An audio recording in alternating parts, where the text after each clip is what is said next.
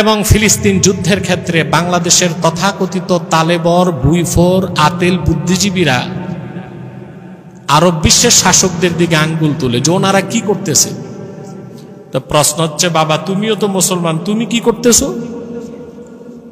শুধু সরওয়ার্দী উদ্যানে যে মার্চ ফর গাজা করে ভাবছো একেবারে দুনিয়া উল্টায় দিস।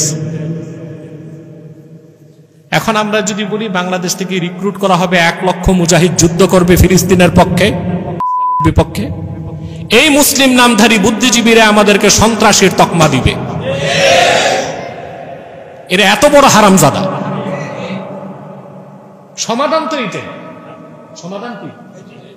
জিহাদুন ফি সাবিলিল্লাহ, সোর্ড অফ জাস্টিস, ইনসাফের তরবারি যেদিন মুসলমান হাতে তুলে নিবে, কিসের ইসরায়েল, দুনিয়ার সমস্ত পরাশক্তি মুসলমানের পায়ে চুম্বন করতে বাধ্য হবে। এই জিহাদের কথা বললেই এই তালেবর বুদ্ধিজীবীরা বলবে এ তো উগ্রবাদী, সন্ত্রাস।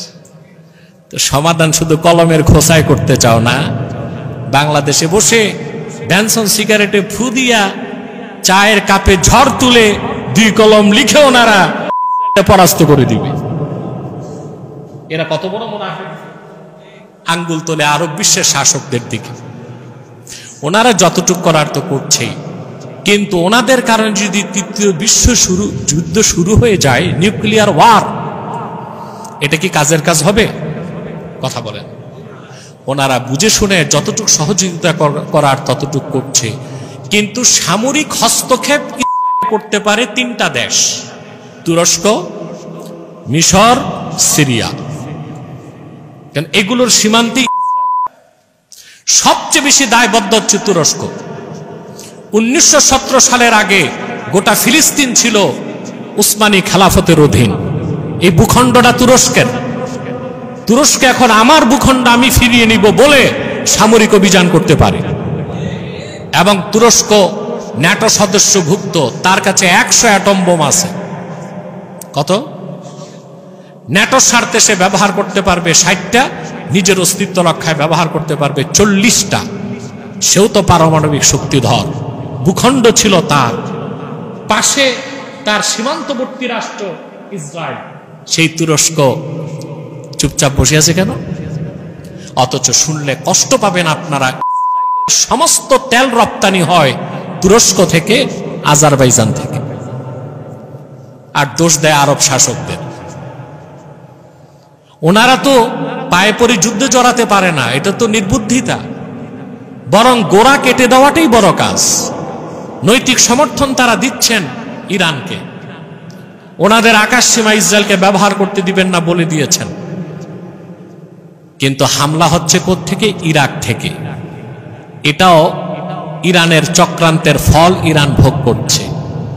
এই ইরাক ছিল প্রেসিডেন্ট সাদ্দাম হোসেন, একটি শক্তিশালী সুন্নি আরব রাষ্ট্র।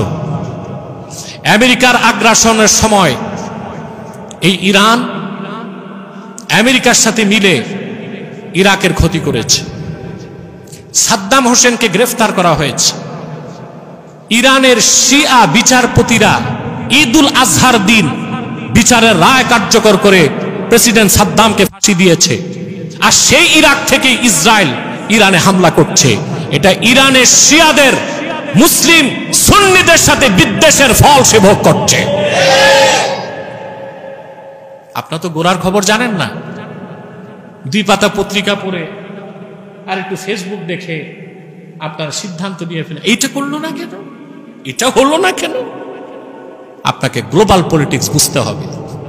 তারপরও সবগুলো আরব রাষ্ট্র কে বলে দিয়েছে তাদের আকাশ সীমা ব্যবহার করে ইরানে হামলা করতে দেওয়া হবে না।